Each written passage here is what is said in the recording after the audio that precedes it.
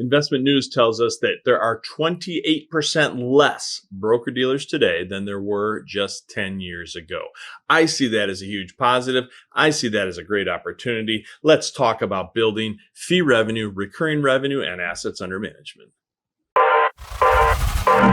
This is The Rare Advisor, proud to be a part of the Advisor Advancement Network and home of a business model supercharged by recurring and repeatable events. Your host is Mike Walters, CEO of USA Financial. He is an investment advisor representative of, and securities are offered through USA Financial Securities, member FINRA SIPC, a registered investment advisor.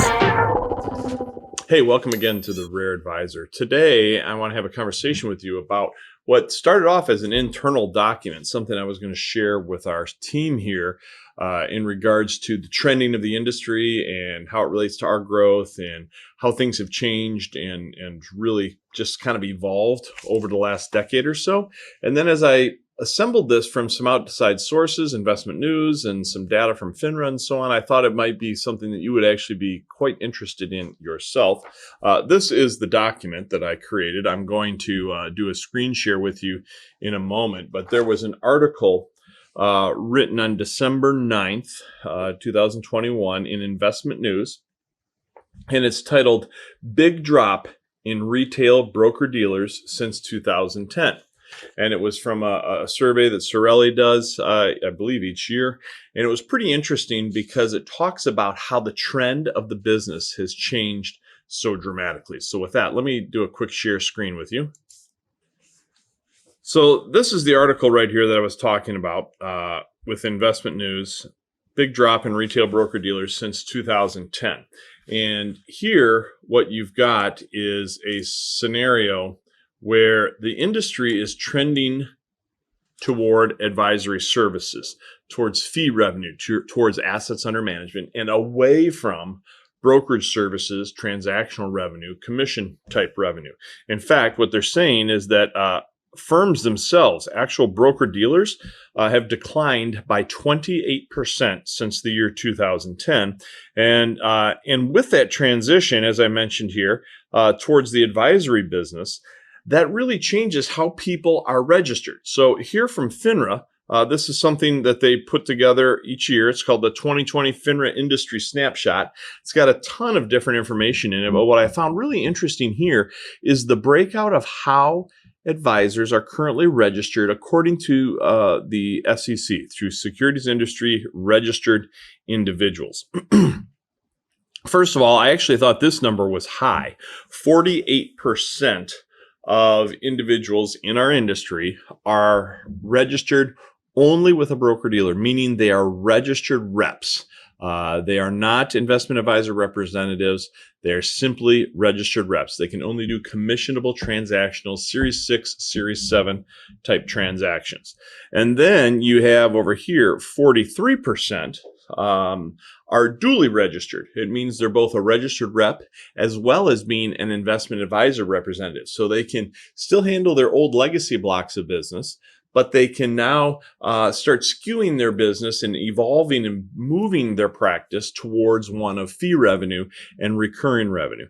And then finally, we have a smaller portion up here, just 9% are investment advisor representatives only, meaning they do not have a registered rep designation or affiliation.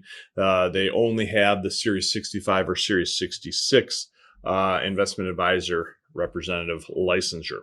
Now, that's the industry. 48% registered reps, 43% duly registered, 9% investment advisor representatives. So that led me to think, well, where are we at with USA Financial? I knew we were north of 80%, but I didn't know what it was. But what I found was that 84% of the advisors affiliated with USA Financial are duly registered. They're both registered reps as well as investment advisor representatives. Now, that is a trend that we've seen for quite some time because we obviously embrace that type of business, but we also realize it's good to hang on to that registered rep licensure because you can continue to service and support that legacy block of business that you've built with your practice over so many years. So very few advisors with USA Financial actually let go of their registered rep status. However, there are just still 10% of them who are registered rep only. So where the industry has 48%, again, you've got wirehouses and everything in there as well, but 48%, we only have 10%. And then we have 6% investment advisor representatives where they just have that singular approach. But like I said, the vast, vast majority of people working with USA Financial have themselves positioned as duly licensed, what I would call holistic, because those people also have insurance licensure as well. So they've got insurance licensure, they've got securities or registered rep licensure, and then they've got securities, meaning asset under management licensure. I think that's a really smart way to build your practice because it allows you to kind of cover the three bases. It's like a three-legged stool, right?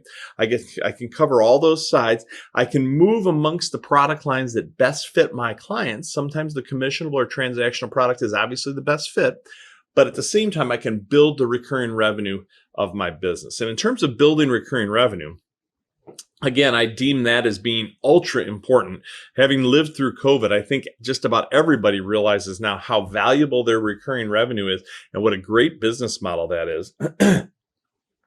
But obviously, we are simply a mere reflection of all the advisors who are affiliated with us. So our structure has changed dramatically as well. This blue mountain chart that you see down here, this is our actual aggregate revenue growth. And if we go all the way back to 2000, right here, you can see that only 7% of our only 7% of our revenue was recurring back in 2000. But as you can see, we were on a trajectory, not only in the growth of the company, but also in the percentage represented by recurring revenue, by assets under management. So here in 2005, all of a sudden you see now it's up to 19%. So it's over doubled. And then by 2010, we're running at about 50%, 49% to be exact. And that's coming even out of the financial crisis, which is what you see right in there. And then by the time we get to the next 5-year block at 2015, now we're at 61%. And then here whoops, what in the heck did I do there? Sorry about that. And then here in 2020, we were up to 79%. And then finally, as of Q3 2021, we actually broke through 80%. We're at 81%. So you can see how dramatic a change that has taken place here at USA Financial, which by definition means that pretty much the majority of the advisors working with us had some kind of a similar change. Now, if you haven't experienced that, if you're not affiliated with us, you very well may not have experienced that kind of transaction or transition. But if you would like to, let us know. We'll help coach you through that process. It's what we do for a living. This is how we help advisors grow their practice. And then down here, this is something that I always just kind of like to keep track of. I would encourage you to do something similar in your practice, but these are what I call doubles or progressive doubles. So starting back here in 2000, at the very beginning over here in 2000, our first double took place at that first arrow, that white arrow right there. We doubled the revenue of the company. Then within about a year, we doubled it again. And then you can see here, it again doubled in 2005. And then now keep in mind, this is doubling each time. So it's going from 5 to 10 to 20 to 40 to 80 to 160, that kind of thing. Then you can see right through here where we got the drag of the crisis. So it extended the time horizon of our next double, but we did hit that next double right there.